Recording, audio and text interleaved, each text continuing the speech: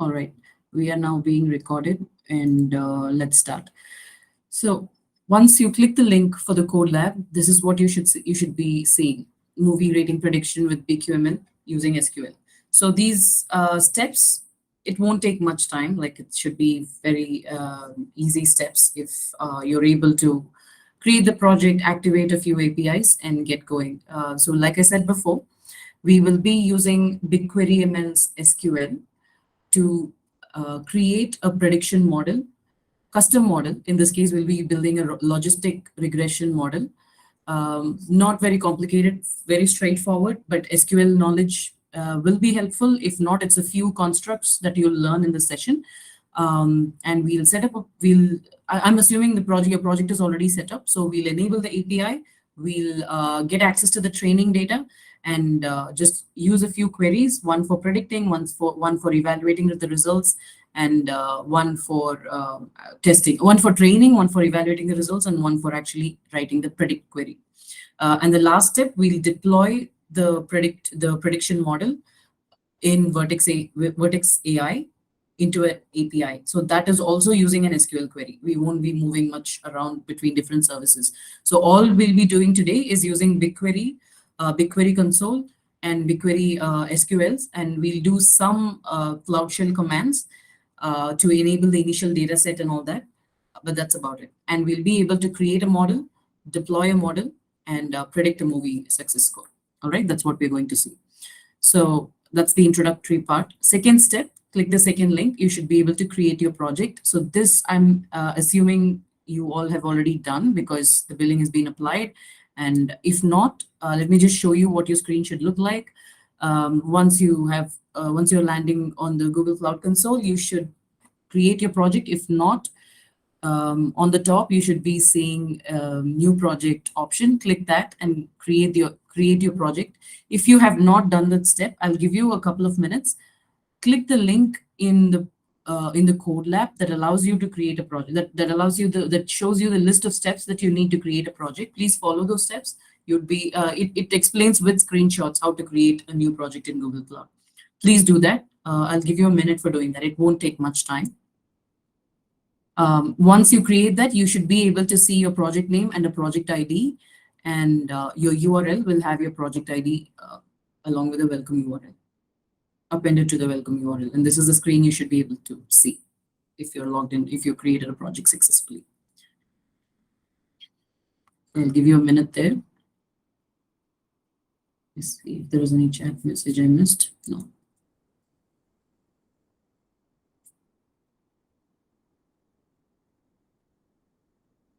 So go to that link, use the console option, how to create project, go to manage resources, select the organization from the top.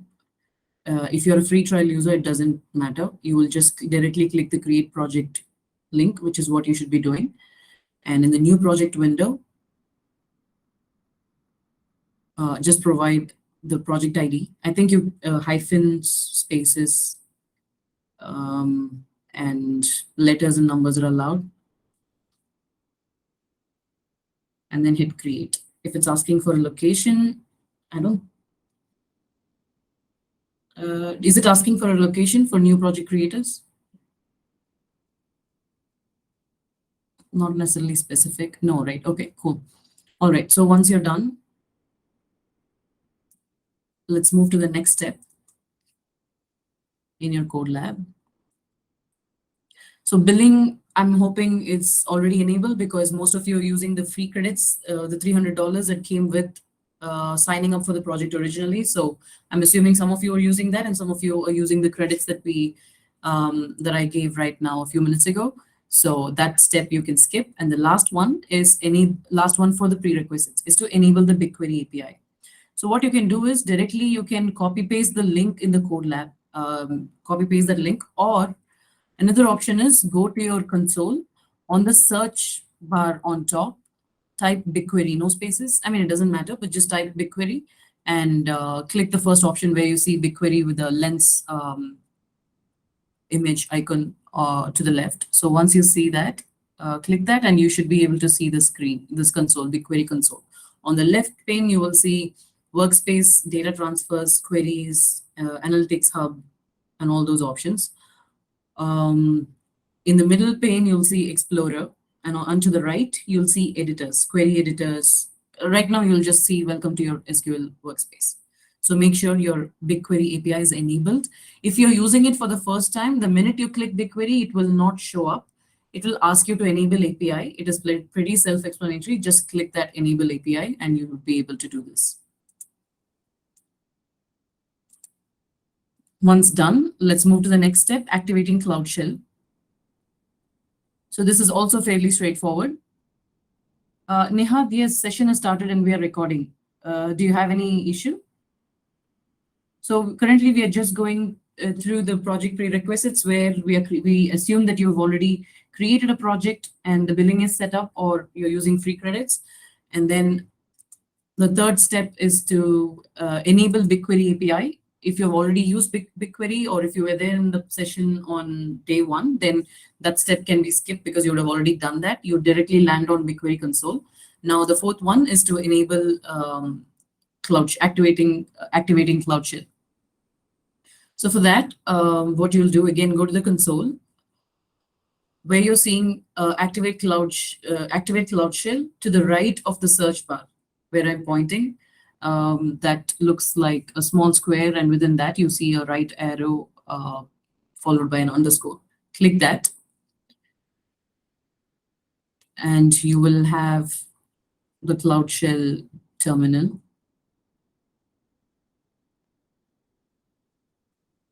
come up.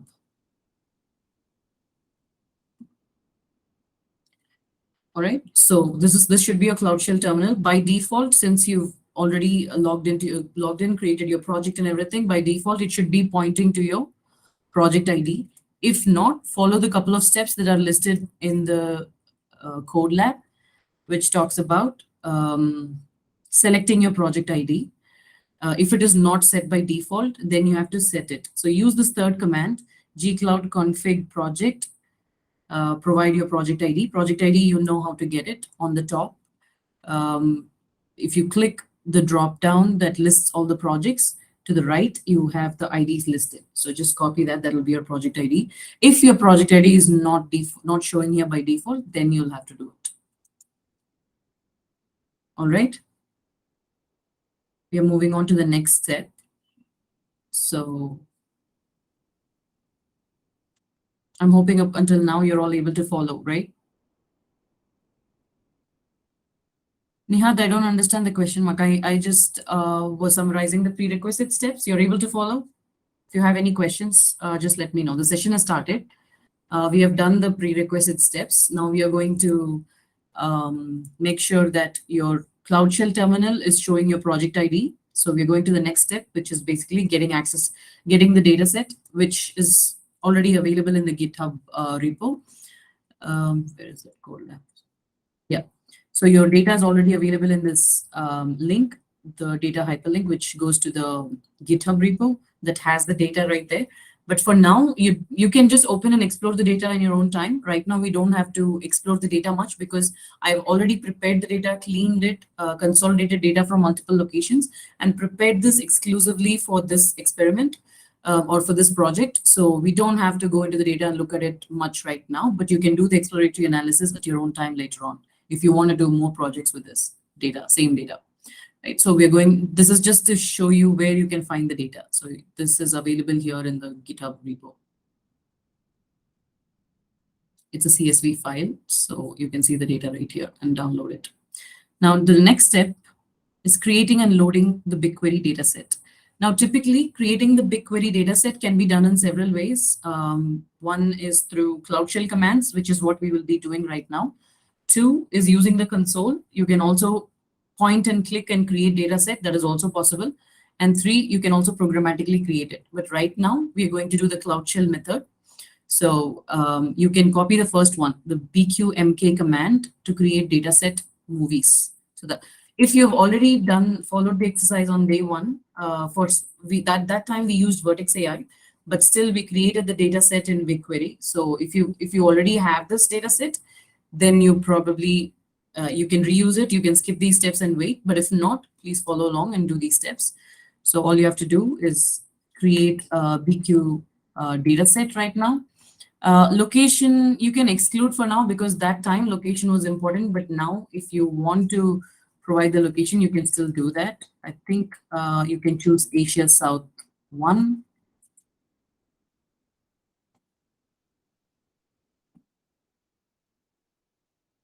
It'll ask you to authorize, please do that. Movies already exist. So in my case, it exists. So I'm going to call it movies 3 because it's day 3. Okay, so now my data set is successfully created. You can also verify that by going to BigQuery, go into my project. In your case, go into your project and scroll down to see if movies 3 is created, and it is created in my case. So I'm just clicking that to see what is going on. You can see what all is available here. I don't think you can see the location though. Yeah, location also you can see where it is. So all of the details you can see. Now going to the next step, git clone. Now you're cloning the repo, your data set into a specific folder in your Cloud Shell Explorer. So that's what we're going to do. So copy the repository link because we're going to paste it here. And I'm going to give this command, git clone repository link. So I think I already have the data, but still I'm going to do it for your understanding.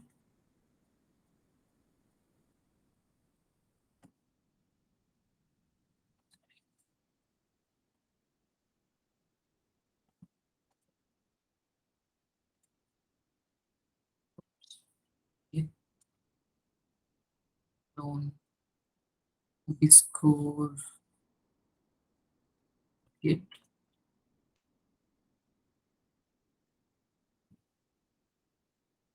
Okay, in my case, it already exists. So I'm going to skip it. In your case, it will not. So continue. It will be successfully cloned. If it is successfully cloned, move on to the next step, which is going into the folder that you just created. So cd movie hyphen score. Right? So I'm inside the folder. I'm going to execute the next step there. Copy this command. So now what we're going to do is use BQ load command. Do we have to, sorry, Winkle, do we have to download CSV? You don't have to because we are using the direct clone repo, Winkle. Does that make sense? Sorry, I missed your question earlier. You just use the clone link. Git clone, git link, sorry, repo link. So now we are going to use the BQ load command to load CSV file into a BigQuery table. You can also directly do this using console, like I said before. All right, so let's do that step right now. So I'm going right here. Before pasting, I want to do a quick check if everything is okay. So I'm going to copy this in a notepad and just check. Because some tables I already have, so I don't want to cause errors. So I'm going to name it movies 3 is my data set and movie score is the table. Okay, so I'm going to paste it right now. Let's see. Just run the command, upload complete. So now what I've done is created a data set, cloned the repo, cloned the data set from the repo into a folder. So basically, copied the CSV file from the repo link I gave you, right? So I cloned the CSV file from there into my folder, movie-score in this Cloud Shell. And then I changed directory to movie-score. And once I am into the Cloud Shell directory movie-score, I'm running the command BQ load in order to create a table and load the data from the CSV into the table. So all those steps are complete now, right? So now I'm going back to the code lab. Next step, query. So now that we have the data set, we have the table, we have the data in the table. Let's see how we can query that and how much record. No, we're not going to see the count of records. We're just going to see a sample row or a couple of rows from the table. Also, again, queries can be done in several ways. One, using the console, which is what we'll be seeing right now. You can also use BQ command, and even in command line, you can run queries and see results. We'll see both the options. Programmatically, obviously, you can use APIs to see results. All right. So let me go to the console right now. I'm going to go into the editor or even here. Okay, so my data set is movies 3 and movie score. So I'm selecting 4 columns just because I don't do select star from in BigQuery because you don't want to query so much data. So be mindful of that. All right, so now I just queried 4 columns, 3 rows, 4 columns, name, rating, genre, and runtime. By the way, just for your information, this rating is not what we're going to predict. This is just whether it's our adult rated, like parental guidance rated, that rating. But what we are going to predict is the score. That is also called rating, but for the sake of better understanding, let's call it score so we don't confuse it with this rating. That one is user preference rating for the movie on a scale of 1 to 10, like IMDb rating. This one is the rating for the cinema itself, right? So these two are different things. So just for the sake of understanding and clarity, for now, let's call the target variable as score and the independent variable as rating. One of the independent variables as rating. All right. So now we have queried. Let's try out the other method of querying as well. You can query using BQ command in the command shell. This is just for your knowledge. You can skip it if you don't want to do it. Copy paste right here. So basically, I'm writing the same query in shell to see the result. BQ query underscore hyphen hyphen use legacy false and then followed by your query itself. So you'll see the results here. That's it. So it's just wherever you're more comfortable with. You can also programmatically use BigQuery in your applications, of course. That's another way. You can use SDKs, you can use APIs and whatnot. The next step is predicting movie rating. Now that we have the data ready, we have query that it's available, we are going to predict the movie rating on a scale of 1 to 10. Now, you can read all these things, just a basic introduction about what is logistic regression, why we are using that, and a note about the choice of the model. This is just an experimental choice. This is not an expert advice model for this particular example, so don't worry too much about that. This is just a representation of how you can do logistic regression using only SQL and create your ML model. And select your training data. So basically, I have divided my data into 3 categories: train, test, and predict. If you open the CSV, you will be able to see. Do I have the data open? No. You will be able to see there is a column called I think cat data underscore cat category. So that actually has whether the record is training or testing or prediction. I have just separated it manually. That is just for the sake of I wanted to divide data without any bias in training and also create some random unbiased data in testing. So that's why I have labeled it already as train, test, and predict. But you can feel free to ignore that and let the query decide what part of data it wants to use as training as well. That is another option, but I have not gone that route. But you can always read the documentation for how to do that.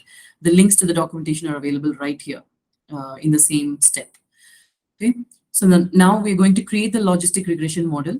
So we are going to use the create model statement with the option logistic regression to create and train a logistic regression model. Okay, so I'm going to copy the query from here, copy it, go to the console. We're going to run it in the console because I like to see white screen. It's easier. All right, so I'm going to paste it right here. Create or replace model, and that is very straightforward. In this case, my data set is movies 3. Movie score model is the name of the model. Options, again, we are providing it as logistic regression and some values right here. Data split method, no split, because I have already split it, right? So I'm asking it not to split.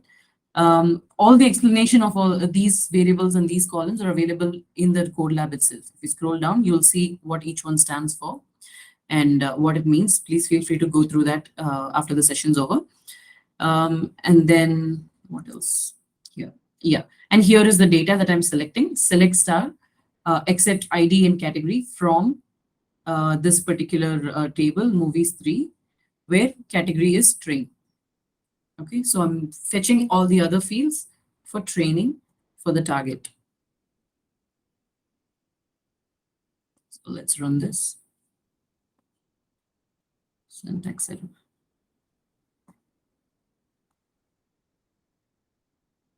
What is the error? have pasted the correct one. So this is Hmm? the fourth issue. Yeah, the quote is not correct, I think. But in line number 7, Seven first code. You have to replace the first code. sorry, First code. This code replace this one. this one, right? Score. Yes. Okay, let's see. I already pasted on mid side. Yes, sir. Okay, cool. So it's running and it's done. You got the execution details. Actually, it's loading. It will take a minute, I think. Yeah, once it's done, you can see this will be complete, and you can go to the results section also to view that. Results will display after the query completes. So meanwhile, let's move on to the code lab and see what all you can find. So once it is created, uh, in the BigQuery SQL workspace, you should be able to see labels and features, the predicted score, and the features that you use. So you should be able to see these two for the model you just created, what features you used and what is the label. Label refers to the target field, and features refer to the independent variables that you used. And then now the next step is to evaluate your logistic regression model. Basically, this is just to see the performance against actual data. So we will use the test category data to figure the results right now. Okay. So I think I have only very few records in the test category, but let's see. Anyway, it will run that and it will give you precision, recall, accuracy, score, log loss, and rock AUC. Now, we don't have time in the call to go through what each of those means, but we'll run the query and see the results. That was the whole point of the exercise anyway. But the explanation for each one of those is available right below. Key metrics, what each one means. So read that. That's pretty straightforward and self-explanatory. If you don't understand, feel free to ping me or drop an email or just chat here in the meetup group chat, and we can discuss about this later. But then for now, just follow along the code. It's still running. Okay, yeah, of course, its model is going to take a few minutes. Where to see the schemas? Sorry, I'm new. Yeah, so automatically, once it's complete in the results section, you will be able to see the model right here. If you go Oh, to, okay. I'll show you the model that I've already created. So this is movies Mm, 3. If you go to model. movies, so I have two models created here. So Okay. if you expand that, Okay. this is, which one did I use? Okay, let's go to this model. This is the model that I created originally. So this is where you will see the schema. And if you go to schema tab, Oh, you will okay. see labels and features. Okay. Thank you. No problem. So by default, once the execution completes, it will land you on this page, but it looks like it's going to take some time. So let's leave it at that. For now, let it run. And I'm going to show you the next few steps here. But you can execute these following steps later as well, no problem, because creating the model was the most important thing, and that's already done. Let's give it time to complete. The next step I'm going to do is just evaluate. You can skip this and just follow along as I'm doing here. Um, Here, I'm not going to use movies 3 because the model is not completed yet. So I'm going to use an old model that I had created. So let's run this.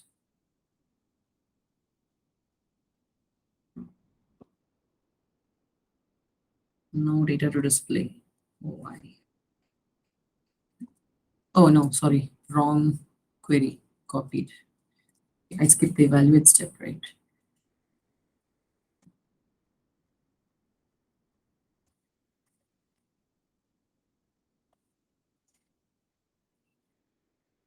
Yeah, this is what I was talking about. So whatever um, results you're seeing right here, each one has an explanation.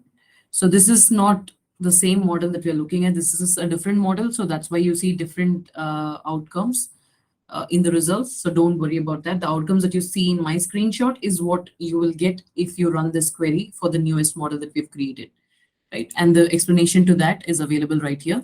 This is not a logistic regression model, perhaps. So that's why you're seeing different result variables right there. Okay. So that is your evaluation. So this is how you create a model and evaluate the results. In our case, since it's a logistic regression, you will get exactly these metrics.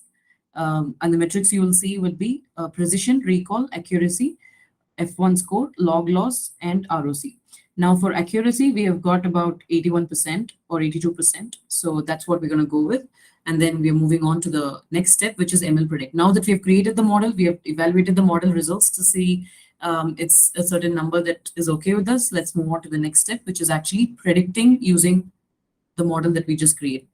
So this one, for this, I'm going to use data cat predict. So remember, I told you I have categorized the data into 3 sections: train, test, and predict, or train, evaluate, and predict. So I've used the training data to create the model, and I use the evaluation or test data to evaluate the model, and I'm using the predict data set to actually use the model that we created to find out the results, real results for those.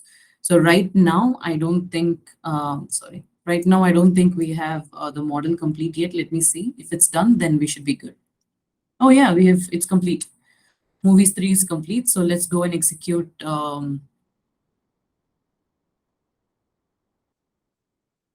this for movies 3 first.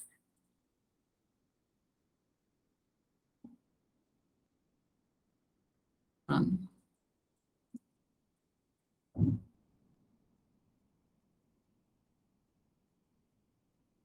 Cool. So this is our movies 3. Accuracy is very poor, so ignore that for the session. I think the data set has changed or something like that after that initial test was done. So anyway, I'm going to continue to use the same model anyway to predict the results, but ignore the poor accuracy for now. But as you can see, all the result variables, the key metrics are obtained from your evaluation step for the newest model that we've created. So as the next step, we are going to predict using the model. So copy paste the query from the code lab. ml.predict is a construct that you use, right? And our model is movies 3. Data set is movies 3. This is also movies 3, and I'm going to use the predict data set. Predict data set. Yeah. It might take a minute also. So no data. There is no data that has predict label in it in movies code. Okay, so what do I call it? Let's just pass a random. Let's just predict for a random record then. Okay, so I've taken a random record from a movie score model to use in order to predict the target score based on the model we just created. Okay, the reason why I did not choose a predict data set, the data set that is categorized as predict, is because I have apparently removed that the column, the value predict itself from the data set or something like that, because I don't see any data that has predict category in it. So that's why it's not showing up. But in this case, so I'm just randomly choosing one record. Let's assume this is the user record. And for this, I'm going to predict the model. I ran this query, the ml.predict construct, using the ml.predict construct. And this is the result you see. So Love by Drowning is the movie that we want to predict the success score for. These are all the independent variables, and the predicted score is the final target that we're looking for. And it has got the predicted score probability, and it is ordered by that in descending order, and the one that has the most prob will be taken as a predicted score. And in this case, it is saying that this movie has a predicted score of user rating score of 7. So let's check that out in MDB. I know it's not a very good accurate score, but still let's just check it anyway. Drowning IMDb rating. Not bad. It's a 7.7 out of 10. So we've got close to 7. I'm not saying this model is good enough, so you follow it. And this is just a random example that we took anyway. But this is just to say what we've established right now. We've created a model. We have evaluated the model. Use the model to predict a random movie. If you want to give some other movie, then make sure you add that to the CSV and add that to the table, or just run a plain old SQL insert command into BigQuery and insert that row and tag that as predict category, and use the where clause construct here to predict the movies, to predict the score for that particular movie that you want to actually find the target score for. Okay, so you can do that experiment at your own time. We are done with creating the model and predicting the result for a record. Now, as a last step, what we want to do is deploy this model in Vertex AI's model registry. Now, you may ask, why do we want to deploy that? The reason we want to do that is because we want to use you want to roll out this model into an API, right? That's how you can use this in your applications if it's available as a REST API. So that's what we're going to do right now. Now I'm skipping 2 steps here, which is not necessarily step. Those were optional content I had anyway, in case you're interested. If you want to understand how this prediction has decided or how it is, what importance it is given to the independent variables you chose and what is given preference when the prediction is actually happening, then use this ML dot explain underscore predict construct in your SQL. The document, I have done this and it was pretty straightforward to understand this. The documentation has sample queries as to how you can use explain predict. Just very simple, very similar to how you used ML.predict. You can also use ML.explain underscore predict to understand how the different features were brought together in order to get your prediction done. Same thing, global explain. There's a minor difference between these two. One is to understand why your model is generating the prediction results. The other one is at a global level, like across all the records, like not within one row, but across the entire data set, how it is evaluating the different features and columns that were taken into account. So 2 levels, one is local and the one is global. So you can do the explain plan and understand that for yourself. The next one is AutoML. So this is one thing again I'm skipping. This is just one query that I'm skipping because it's straightforward. Copy paste and run that query.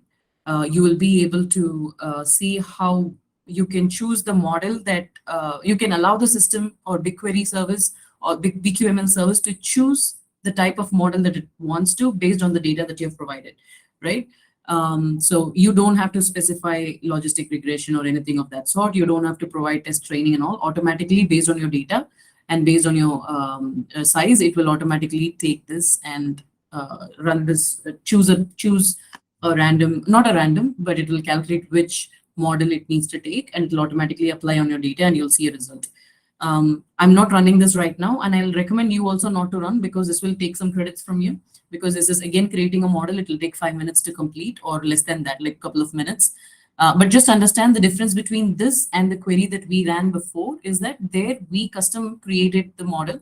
We gave instructions as to what model we want to use, like what algorithm we're going to use, like logistic regression, and what are the what is the data set that we want it to choose for training and for evaluation and for prediction. But in this case, it will be taken care by the service itself. So that's the only difference, but this is the query to do that. Now, the last thing, one click deploy. Instead of one click, here is one query deploy. That's it.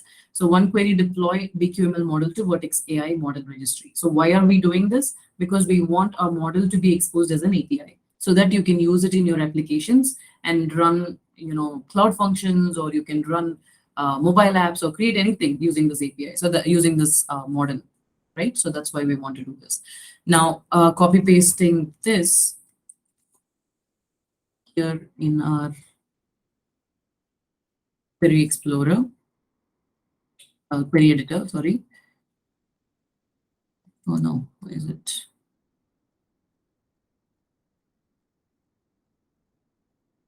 Yeah. So here, as you can see, model type and all that is given. It is the same query. I'm not going to run this query again, but I'm going to tell you at the time of creation of the model itself, you will provide model registry equal to Vertex AI, right? And you will provide version aliases so that this particular model that we just created will automatically deploy this in Vertex AI. That's it, nothing else. All you have to do is just provide this additional construct right here, model underscore registry is Vertex AI. This tells the service that your model should be deployed in Vertex AI. Now, again, I did some mistake here.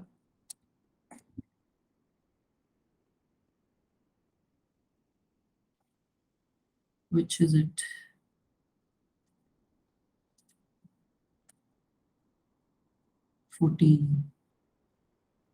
Oh, this one.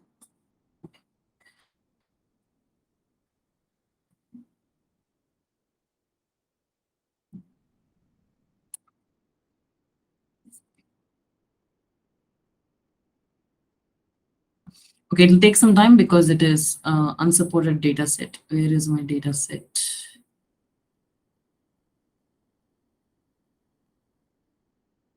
Oh, okay. So this registry jobs is not available for Asia South. So what you can do is at the time of, if you want to deploy your model in Vertex AI, make sure for your test, you create another, you select a different location and don't use Asia South at the time of dataset creation, use US Central 1 or something. Because right now this is available only for a few locations. And probably in our case, we use Asia South for creating the BigQuery dataset. So what I recommend is using US Central 1. Use this location instead of that. So basically the supported locations and all are available in the documentation right here. You can also read about Vertex AI model registry right there. So currently we probably Asia South 1 is not one of the things that's supported. So that's why you saw that as an error in here. But I can show you how it looks in the Vertex AI console. The last time I registered a model in this Vertex AI. So just search for Vertex AI in the console. In your case, it might not be enabled, so you don't have to do it. You can just follow along.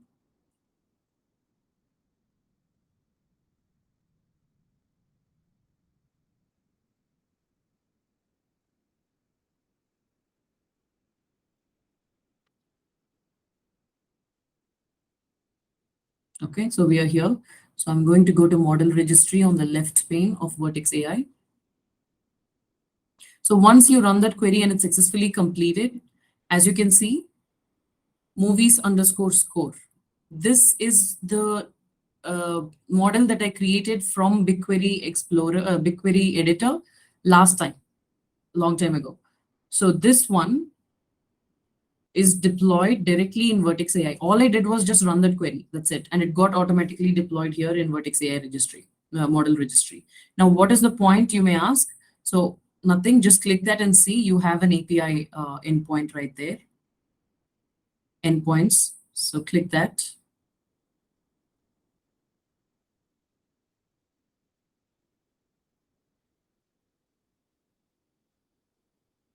Yeah. So this is the endpoint details. So I have used this in an application. So how to use this in an application and how to do all that, how to use UI, user interface, how to incorporate this API into a cloud function or the user interface are all covered as part of different sessions. I think in the first session on day one, we created a Vertex AI model and rolled it out into an endpoint and then used that endpoint in a cloud functions function. So I'm not going to repeat that, but if you're interested, you can always go back and read that blog. But I'm going to show you where you can find a collection of all the endpoints. If you happen to create, go to endpoints on the Vertex AI left pane, and you should be able to see the endpoints that you have available. And one cool application that we built using the same model, but which was created in Vertex AI, not in BigQuery. I'll show you that application right now. Okay. And then we'll be done. That was not that. So we are done with today's session anyway. I'm just trying to show you what we did with that endpoint that you just saw. This is the app that we created. The app itself is built in Angular, and we use some other features as well. But as you can see, load random movie. So I'm just taking some random movie from the BigQuery dataset that we have right now, the pacifier, and I'm hitting get score. So when I click get score, what it does is it goes into cloud functions. This calls a cloud function that inherently calls a BigQuery API. Sorry, the Vertex AI API, which is actually the model that we created in BigQuery, right? And deployed in Vertex AI, right? So that API endpoint is being called by this cloud functions function. So it's actually predicting right now in the background. The model that we saw in the SQL is being used here, and it's predicting, loading the score. So how we built this application, what is going on behind the application itself is not in scope for this session, but we did cover the cloud functions trigger aspect of this model last in the first session of the series. So if you're interested, please go back and see the code lab for that one. Takes a minute.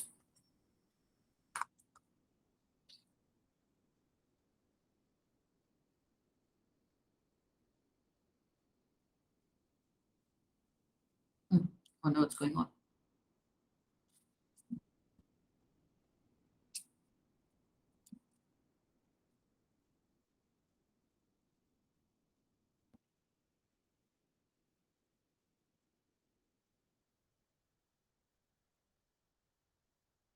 The endpoint is down or something. I don't know.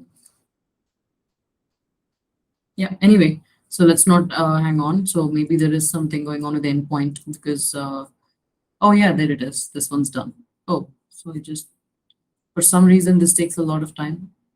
I don't know why it's confused with this movie, but Buffalo is done. Buffalo 66 has a rating of 7 out of 10. Some other movie, The Big Chill. Anyway, so you get the point. Basically, you will see the result of the prediction algorithm. Oh, come on. Just don't give a random 7 for everything. I hope Zootopia gets an 8.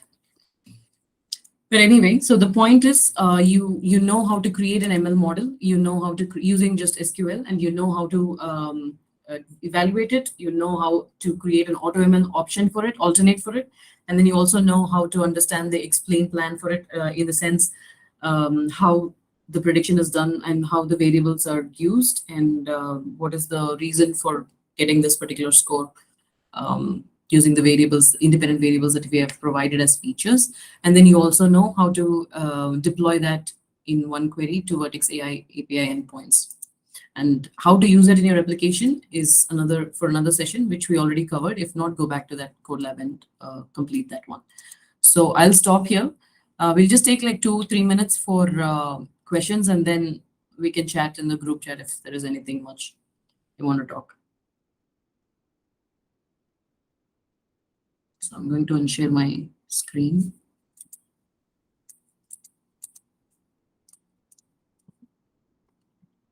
Okay, hey, I was right. Zootopia got an 8 out of 10. Yes, that makes me happy. I like that movie.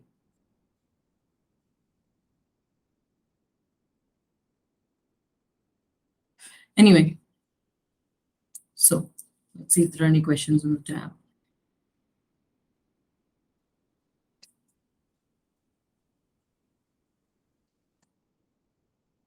So I see that a lot of people are not able to join. I want to understand if why they are SVP and then they're not able to join. Is it probably because of, oh, we are spot on for IMDb for Zootopia. You got exactly the right one. I don't know why the evaluation was so poor then. Maybe my evaluation data set wasn't complete, perhaps. Anyway, so you get the point, right? Like, why do we have to create a model and expose it as an endpoint? What's the advantage of doing that? So that's why I wanted to show you that application. Does the process of building that application or going through that Angular app itself is not in scope for today's session. I'm just telling you, if you end up building something and you want to use ML in your application, then this is the easiest way of doing that. One easy way to do that. So yeah, I'll stop recording here.